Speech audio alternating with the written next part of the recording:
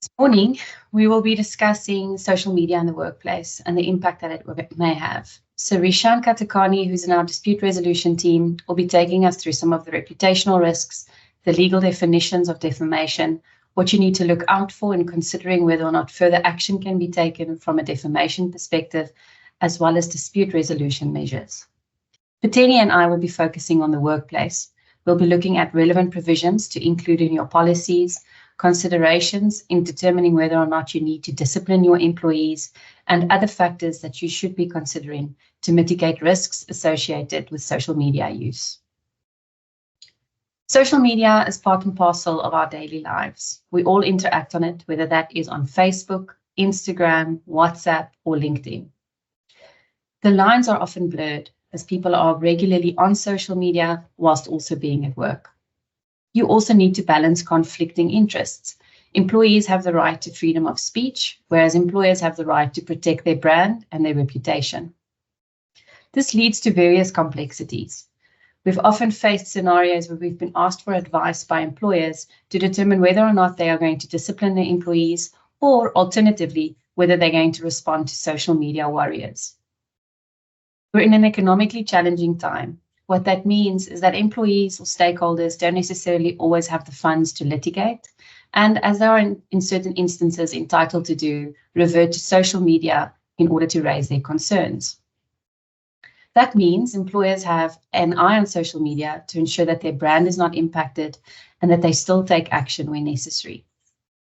However, it's not always easy to determine, should you be taking action against stakeholders or employees for posts that they make on social media, or should you let it be because it does not necessarily go into the realm of defamation?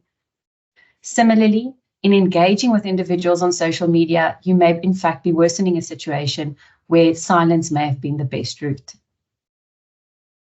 It's not always financially beneficial or within everyone's means to litigate about certain actions. For that reason, they revert to social media, where they get a platform and a forum with various stakeholders and other audience members seeing whatever their grievance may be in relation to either a company generally or as their employer. This leaves employers and companies with a difficult situation in balancing interests and determining the best way to respond. We hope that today we can give you an insight into some of the risks relating to social media, what steps to take, and what factors to take into account in determining whether or not you face a risk to your reputation or whether you need to consider disciplinary action in relation to employees. Our courts have accepted that social media use and employees' abuse of social media may lead to disciplinary action. In instances where employees have made posts and have been asked to remove them but failed to do so, employers have been vindicated in dismissing those employees. However, before you take any action, it's necessary to determine whether or not it is in fact work-related. Is a post by an employee sufficiently connected to the workplace in order for you as an employer to get involved in a post that they have been making on their social media pages and taking disciplinary action? It seems that generally the test is whether or not it can reasonably be inferred that you have been referring to your workplace, or whether or not you have colleagues, clients, or stakeholders as friends that may have seen those posts. We live in a time where, unfortunately, there can't be a clear boundary between social media use and work, and in some instances, the employee's right to freedom of speech and the posts that they make may be governed by their employment policies and practices. We'll take you through what that means practically. I'm going to go into the first question then for my colleague Pateni to take us through what are some of the benefits of social media in the workplace, because not everything is necessarily negative, and there are some advantages of engaging on social media and permitting your employees to make use of it. Thank you, Andy, and good morning to everyone in attendance. Like you rightly pointed, it's not all gloom and doom when it comes to social media. We've seen practically how some businesses have used it, for example, to enhance their brand, creating or increasing recognition and awareness of their brand. Some HR people, HR professionals, even HR consultants have used it as a recruitment strategy. The benefit of this is to drive down the costs that you would usually incur if you were to appoint an agent or an agency to help you source talent. The added benefit of using social media recruitment as a strategy is obviously you get to reach a wider pool of candidates. I mean, we know of LinkedIn, which is one very outstanding professional network that a lot of companies have used to source talent across the different provinces, across different jurisdictions. So you may find that talent sits in a location where if you were to use the traditional methods, you would not necessarily reach. So now it's literally posting something or an advert on LinkedIn and people submit their applications. It's even made easier where you can even apply directly through LinkedIn and not the traditional method of submitting an application. It also increases engagement. And when we speak about engagement, yes, employees during the course of the day may use it to engage with their family members, to check in with their friends and loved ones. The advantage of that, or the benefit of that, is that as opposed to having an employee who's sitting on a telephone call for minutes or hours on end, it's simply as easy as typing a WhatsApp message. If you're needing an update, checking in on someone, or if you're worried about your children at school, it's as easy as that, ease of communication. There's also the benefit of engaging with your colleagues. Most of us are familiar with WhatsApp groups, which can either be business unit limited or organization wide. Obviously, having the necessary controls in place to make sure that people behave professionally, people are not harassing others, people do everything that they need to within the bounds of the company's values, the company's disciplinary codes and procedures. And again, you can use within the theme of engagement, engaging with other professional bodies. You know, a lot of professional networks have now gone onto social media, LinkedIn, WhatsApp, Instagram, where you just subscribe, you get updates on what's happening in your profession, where's the niche, what are the trends. So that is one benefit of engagement on social media. I mentioned ease of communication as opposed to calling employees to a boardroom or to your canteen. You simply distribute communication via WhatsApp. It's easy. You saving a lot of time. You don't have people downing tools and walking all the way to the boardroom or the canteen to receive a message, which they could simply receive via WhatsApps. And if they have any queries, fill them back to whoever you would have designated as the person to speak or answer any questions. And then the benefit, again, organization-wide, would be being able to reach your target audience or your customers without necessarily spending an arm and a leg. I mean, we've got paid adverts that you can use. Algorithms have been so helpful. You market your products, you market your services. You also get feedback on how your company is performing. If you're dealing in products, what are your customers saying? You know, what's the feedback on X, formerly Twitter? People are very vocal on their experiences. It could be harmful, but it could also benefit your product because, for example, we're in the age of influencers. If one influencer recommends your product, you know, increasing sales. So there's a lot of benefit that can be derived from the responsible and professional use of social media. And there's a lot of overflow from what you said. So, Pateni, one of the things that comes to mind for me is WhatsApp groups. We all operate in an environment where we're either on WhatsApp groups with our teams, in some cases, WhatsApp groups with clients, and with various stakeholders. I think it's important for employers also to consider how those groups are managed properly, both from a reputational perspective, but also a wellness perspective, right? Because those groups can often blow up in the sense that they're always busy overnight, where that may not necessarily be in the interest of the wellness of your employees. And at the same time, where you do make posts during business hours, you want to ensure that the team members and everyone are aligned on what is appropriate content for those groups, who's the administrator of those groups, and that you stick to business topics.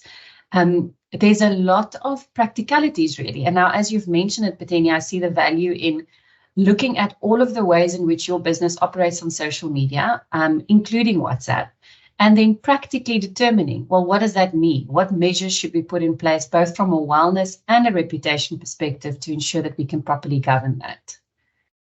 Exactly, Andy. I mean, some administrators actually restrict who can post, and again, the importance of having policies and procedures in place and training your employees on the responsible use of social media.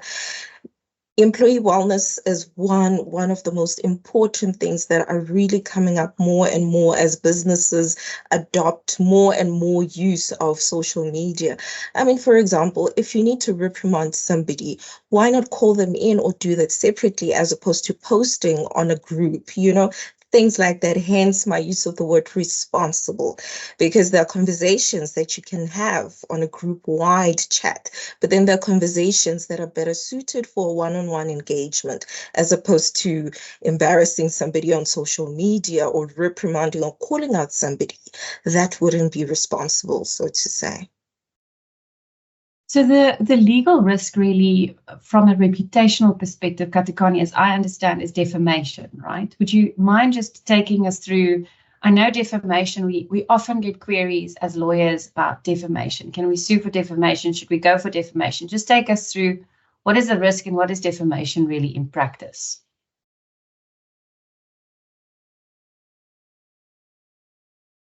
Katikani, you're on mute. With the growing use of social media by companies and service provider, I would agree that the biggest legal risk would definitely be defamation. So depending on the purpose for which the social media platform is used for, some content or publications can definitely result in defamation. So it is very important to be able to identify and differentiate an expressed opinion as opposed to a defamatory remark or a statement, because when we look at the defamation is defined as an unlawful publication or statement made by a person who is a defamer about another person. So that would be the defamed, So publication generally refers to instances where a third party hears or reads the statement. And relevant to the topic, obviously, this would be whether it be Facebook, your Twitter, LinkedIn, and basically to just summarize it, defamation is basically the action of damaging the good reputation of someone else. So what we often hear in response is by employees and stakeholders alike as well, we have the right to freedom of speech. So we should be entitled to post whatever we want on social media because that's our right to freedom of speech. But Tenny, can you take us through what would be the response and what is the test really when someone says freedom of speech? How does the law approach that? All right, so our Constitution does guarantee the right to freedom of expression. And however, as we would know, rights are not without limitation. The freedom of expression would include the right to freedom of press and other media, freedom to receive or impart information or ideas, your freedom to artistic creativity, as well as academic freedom and freedom of scientific research. The newly assented to Prevention and Combating of Hate Crimes and Speech Act makes it very, very clear that the right in Section 16 of the Constitution does not extend to propaganda for war, incitement of imminent violence, or even advocacy for hatred that is based on race, ethnicity, gender, or religion, as well as incitement to cause harm. These are not necessarily new principles. We've seen throughout the years our jurisprudence developing, our courts criticizing or even telling employees expressly that whilst you can express yourself, whether it's on Facebook or whatever social media platform that you choose to use, it does not necessarily give you the right to go and propagate hate speech, to do whatever you basically choose to, or write as you think, so to say. Calling on employees to exercise a level of caution and also assessing if this would potentially get me to trouble. Apart from it being hate speech or hate crime, also speaking within the ambit of our employment laws, you could end up in trouble for harassment, whether it's discrimination, whether it's racism, etc. Something that we will deal with much later in our talk. But it's important for employers and employees to be alive to both both sides of the coin, so to say, the criminal element of it as well as the misconduct element of it, and that rights have limitations. So then, bearing that in mind, when does the dispute resolution team, when does defamation come about? So what would we need to look at to identify whether or not we're now in the realm of defamation and we should be considering a litigation response?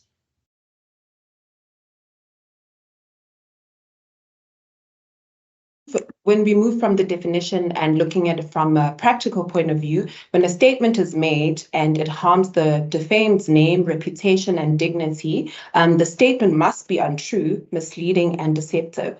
So if I may give examples, if you publish fake stories about someone that portray them in a negative way, sharing a video that includes untrue comments about an individual or an entity with the purpose of defaming them and causing the harm to their reputation. So posting statements and tagging a person, which then leads to also disclosing their identity for the purpose of tainting their reputation. Okay, and what's the legal framework in South Africa for defamation? The branch of law that deals with legal liability for acts of negligence and other civil wrongs, and the way in which defamations are addressed is known as the law of delict. South Africa is currently governed by, the defamation is governed by common law. There are requirements that must be met before a claim of defamation can succeed in a court of law, and the requirements are sort of set out in our case law. There must be a publication of a statement, whether it be written or verbal. The defamer must intend to defame a person. There must be harm or injury, and the publication must violate a person's right to his or her good name, reputation, and dignity. And once these last two requirements are sort of established, the publication is presumed to be both wrongful and intentional. And then the test for defamation revolves around whether the words, according to a reasonable person, could harm someone's reputation in the community, in an objective assessment of how an average person would interpret it. The statement, considering both explicit and implied meanings behind the statement. The key question is whether the statement in its ordinary sense would likely diminish the individual or entity standing in the eyes of society's upright members. Now, a social media manager or CEO goes onto LinkedIn or Facebook and they see that, well, either their employee or a stakeholder has made quite a problematic post, and they consider what you've now said about defamation, does it impact their reputation and the like. Sarisha, what would be the remedies available? I mean, I think one of the main ones I can think of is most companies are concerned with putting a stop to it. So I would assume an interdict is one of them. And in addition to the remedies, what could the defamer or the social media user say in defense if you were to approach them and say, remove the post, we think this constitutes defamation? So there are many remedies and obviously defenses available in South African law regarding defamation. And some of them include truth, fair comment, privilege, and public interest. So I'll take you through, just give you guys a brief background into each of those. So expressing a genuinely held opinion on a matter of public interest is a defense that can be raised, provided that it is fair and honest. So statements, for example, that are made in certain situations, such as during legal proceedings or by government officials acting in their official capacity, may be protected by a defense of privilege. And then lastly, if a statement is made in the public interest and the defendant reasonably believed it to be true, that could also be a valid defense that is raised. You know, defamation in South Africa is a complex legal issue that revolves around protecting one's reputation. And so the responsible exercise of free speech is very important. So understanding the key elements, consequences, and defenses is therefore essential for all of us to be able to navigate this landscape effectively. I think one of the difficulties with that is that most people believe what they post on social media, but I understand the post to be, or to the text to be a bit more objective, that it's not necessarily as you subjectively what you believe is the truth, but there would be an objective element to the reasonableness of what you posted. Is that correct? Absolutely. Spot on, Andy. So then practically, before we return to the workplace entirely, from a misconduct perspective, Katekani, what can employers and companies do to protect themselves from defamation on social media? I think some of the practical steps they can take is definitely monitoring social media. So regularly monitoring your company's social media channels and other online platforms for any negative or false statements could potentially harm your reputation. Responding promptly and professionally. So if they come across defamatory content, they need to respond promptly and professionally to avoid engaging in arguments or making any emotional responses, as this can escalate the situation. So correcting false information. If the false information is spread about your business, provide accurate information and evidence to refute the claims. Transparency and honesty can help mitigate damage to your reputation. And there's also implementing social media platforms policies, as Petenia said. So establishing clear guidelines for social media use within the organization. So training employees on the proper use of social media and the potential consequences of their actions, which could lead to defamation. There's also obviously taking legal action in severe cases of defamation, where you consider taking legal action against the individual or entities responsible. So consulting an attorney to assess the situation and determine the best course of action. I would also say monitor user-generated content. So some business are now using allows for user-generated content on a social media platform. So they need to implement moderation tools to filter out inappropriate or defamatory content, and reviewing terms of service. So familiarizing themselves with the terms of service of social media platforms that they use. These platforms often have policies in place regarding defamation and may offer mechanisms for reporting and removing defamatory content, if any. And lastly, I think insurance cover. So obtaining insurance cover for defamation claims can provide financial security, protection and security in event of legal proceedings being brought against them. Just lastly on the defamation aspect, Sarisha, what over and above an interdict, what can companies consider if they see problematic posts in relation to their businesses? What are the remedies available?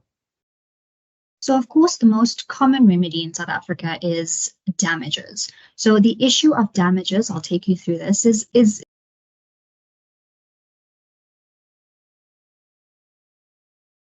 Sarisha, you've muted. Sorry, my apologies for that. In South Africa, one of the most common form of remedies that victims of defamation go after is that of damages. And in terms of the issue of damages, I'll take you through it a little bit, Andy, just to explain the different types of damages. So in respect of damages, there are two types. There are general damages and there are special damages. Now, general damages are awarded to victims who have suffered harm to their reputation, while special damages are awarded for financial losses. So these are things like loss to income or loss of a business opportunity. And then, of course, you mentioned an interdict. So generally, an interdictory relief is what a victim would request in a particular action. And basically what it does is it prevents the publishing of further defamatory statements. And in addition to this, we also have the option of a retraction or a correction, which is something that can be requested by the defamed individual. Basically, what this means is that you request the wrongdoer in the matter to make a statement, acknowledge that it's false. You request them to apologize for it or for the harm caused to the victim's reputation. And generally, this will take the form of a court order. And then lastly, and I won't go into too much detail about this, but there is the option of laying a criminal charge. I think overall, it's very important remember that while freedom of expression is a fundamental right, it must be balanced against the right to dignity and reputation. And those who engage in defamatory acts can very well be held accountable for their actions. I think it's just important to remember that when looking at it in the broader scheme of things. So, Sarisha, one of the questions that have come up is, can you defame a company? So can you defame a legal entity as an employer, for example? Yes, you absolutely can. And all of these considerations are relevant for them as well. Absolutely. Okay. So we've discussed defamation in quite a lot of detail. Now, the other points that come up within the workplace sphere specifically is employees may be saying, well, they're expressing political views, or they're expressing religious views, or what they're saying is objectively correct. Now, Patini, taking it back to the workplace, one of the things that I often tell employers to consider is good practice on the prevention and elimination of harassment, because that code deals with things like, and is as wide enough to include the scope of social media use, email abuse, the sharing of inappropriate pictures or offending statements. I think those types of things should be covered in the training that we would recommend employers give to their employees, to say, well, what are the views that you can express? What are some of the safeguards you should put in place? So what's your view, Patini, on additional measures that employers can take to better regulate the use of social media? Let me just start off by emphasizing something that you just mentioned, which is very critical, the need for training. I mean, we have so much legislation that seeks to basically cover the wide scope of what would amount to harassment, defamation, hate speech, and hate crimes. So it's important for employers across the country to ensure that they understand the different legislative provisions and understand how practically they apply to their businesses as well as to their employees. So very, very important training. We cannot overemphasize the need for training. And secondly, having policies and procedures in place. There's a consistent advocacy for having the text of your policies and procedures in clear and simple language. It doesn't serve any purpose for you to communicate using jargon that your employees within their environment at least cannot understand what you're trying to say. So insofar as you can, try your best to distill what words mean, to communicate them simply, so that employees understand what is expected of them, at least from an employer's code and procedure perspective, as well as from a legal perspective. I did mention earlier that the newly assented to Act criminalizes some conduct, such as basically what would usually be within the context of the Employment Equity Act, harassment, discriminating against somebody on the basis of their religion, their political views, their ethnic or their ethnicity. So quite a wide list of characteristics which could constitute hate speech or hate crime. Then moving on from having policies and procedures in place, cybersecurity, very important. In as much as employees have obligations as an employer, you also have a duty to ensure that you have the right type of security in place, that your systems cannot be breached, or at least easily, that you are monitoring as in so far as you need to, that when employees are surfing or using whatever social media platforms, then they're not potentially exposing you to cyber attacks, which can be very catastrophic, because one click on something that comes through your LinkedIn, it could shut down an entire company. So it's very important to have the right measures in place. And also, again, codify them, put them in writing, communicate them so that employees can say, it cannot sensibly say, but I wasn't aware. I didn't know what the parameters were. I didn't know what I could or could not do. Then also taking disciplinary action in the very unfortunate event where you have an employee who's contravened your your disciplinary code and procedures through whatever they've posted. Again, being mindful, it becomes even exacerbated where they've used your provided tools of trade. They've used a company cell phone, they've used your company email, they've used a company laptop to post whatever they've posted. Again, the reverse or the other side of it is also true. We saw in Edcon and Cantamesa where the employee had posted back in the day of Zuma Must Fall. She had posted after watching Carte Blanche saying, I will not repeat the word, but what she said in that Facebook post and saying that she cannot believe that these people are running the country, Zuma Must Fall. And there was outrage. Some of her defenses was, but firstly, this was my private Facebook page. I posted whilst I was on leave. I used my own laptop and my data, and the comment had nothing to do with my duties as an employee. But then again, the post, even though she used her private Facebook page to publish whatever it is that she published, it reached the public, and she had identified herself as an employee at Edcon. And obviously, knowing the type of business that Edcon runs, a lot of the success of its business depends on how the public views it. You have users or consumers of their products at different places across the country. And when the matter came to court, the question what Edcon needed to establish was whether there was a necessary connection between what the employee is said to have done, the misconduct essentially, and the business of Edcon.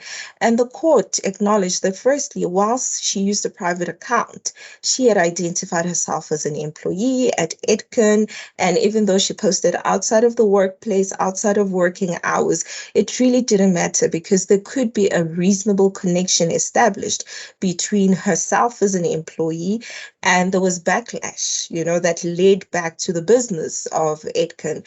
And the court was satisfied that there was that connection established. So these are some of the things that you need to pay attention to before you say, well, you've posted this, we're going to discipline you. It's always great to consider what you're dealing with. Is there a connection between that post and your business? And do you have the necessary jurisdiction as the employer to discipline somebody for what they've posted? A number of considerations. There's a lot of case law, which I will not necessarily go into, but those are the salient points insofar as misconduct within this context is concerned. So one of the questions that have come up is, how does one defend themselves when content attributed to them is as a result of fake news or attributed but because of the production of fake information from an AI tool? So Sarisha Katakani, I assume, but I'm in your hands for this, that if you post something, then it's on you to determine the accuracy. Is that correct? You can't afterwards say it's not the correct information or whatever the case may be. Yes, and I think one of the requirements was that it needs to be untrue with the intention to cause harm. So, if the person is not even sure of the content of what they're posting, they are actually putting themselves at risk of having a defamation claim against them, because you need to then be sure of what you're posting. And that is why I said there's a fine line between someone saying, I'm expressing an opinion, and if that opinion has the intention to harm someone's reputation, then it does border on defamation. Another question that has come through is, to what extent can an employer take action against an employee who posts defamatory statements while suffering from a mental illness? I think in that case, the posting itself, it doesn't mean you can't take action in relation to the post, but the mental illness would be raised as a defense during the disciplinary inquiry. That would obviously be dependent on the evidence that is led there and the information that can be provided to support that. but it does not necessarily take away from the right to take action completely. And Anli, if I could just Yes. add there, following on what Katakani had said, it's very important to remember that while social media allows us to freely voice our beliefs and opinions on a public platform, freedom of expression has to always be exercised responsibly. So everyone who uses social media is liable for what they post and is capable of committing actionable offenses. So I think the main and the most important point to remember here is to think before you post. And if we can emphasize that, more and more, I think that would do a great deal for us in the long run.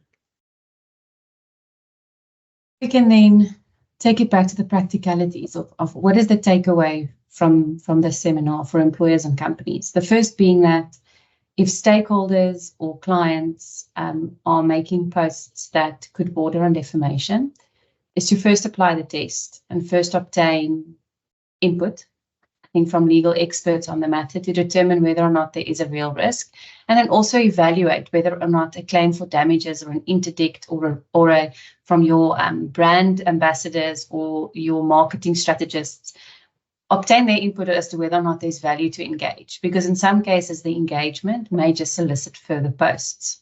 So that's from the legal perspective. I think from a practical employment perspective, what do you need to do as an employer? You need to look at your policies, but in looking at your policies, you need to think about them practically. What is your environment? If, for example, you are a incredibly corporate environment and you have employees that are public facing daily and that are brand ambassadors, there may be more stringent requirements for them in relation to what they post on their various pages. Similarly, if you're a school or educational environment, you may have to consider to what extent you want to limit the right of your employees to engage with minors, or what types of posts they make, because they could be seen as mentors in certain capacities. And then also think practically, what do you need to put in place after the termination of employment? For example, if someone leaves your employer, you may want to regulate them removing you as a listed employer on their LinkedIn pages, not with reference to their work history, but rather requiring people to make the necessary updates as to their current employer soon after they leave. And I think if you have what we refer to as influencers, for example, there's additional considerations you need to take into account. Influencers, they may be permitted to have that job on the side and to generate an income from that with your permission. And if you do grant that, then you may want to put things in place like saying they need to have a statement on their social media pages to say that these posts are made in their personal capacities and not as an ambassador of the workplace. So there's a lot of practicalities to think about. I want to just hand over to my panel members to make any closing remarks that they'd like to add to this topic before we end off.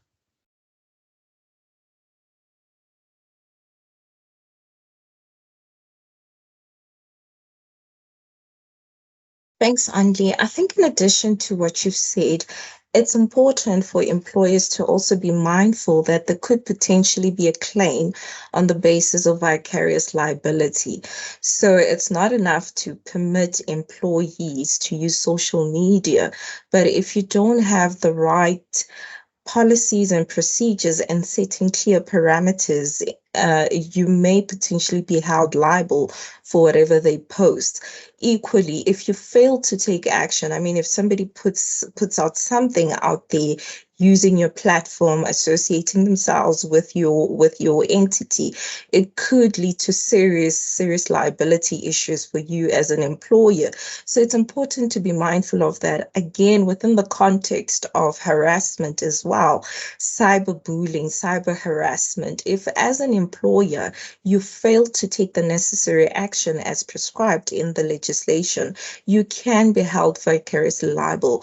So it's important, over and above protecting yourself, you should also be mindful, taking clear proactive action to safeguard, or at least to the best of your ability, protect other employees from falling victim to either cyber harassment, cyberbullying, whatever. So that is very, very important. Teni Sarisha Katikani, thank you for your time. I think it's an interesting topic that we could spend a lot more time on. I think the takeaway is approach this practically. Look at your environment, talk to the necessary experts, including brand strategists and the like, and make sure that you respond appropriately and proportionately to whatever the risk may be. I thank you for your time. I really enjoyed discussing this with you this morning, and thank you to everyone that attended as well. Andy. Thank you.